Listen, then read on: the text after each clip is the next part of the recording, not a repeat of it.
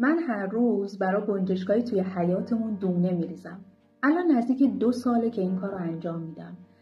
ولی هیچ وقت ندیدم همون لحظه که میریزم اونا بیان بخورن.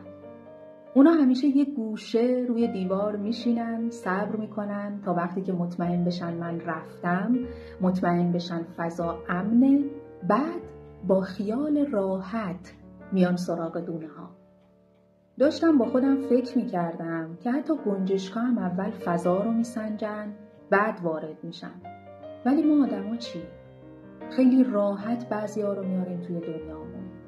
خیلی سریع اعتماد میکنیم بدون اینکه بدونیم کیان، چی تو دلشونه. و یه وقتایی با دنیایی از دلسردی و درد تنها میمونیم.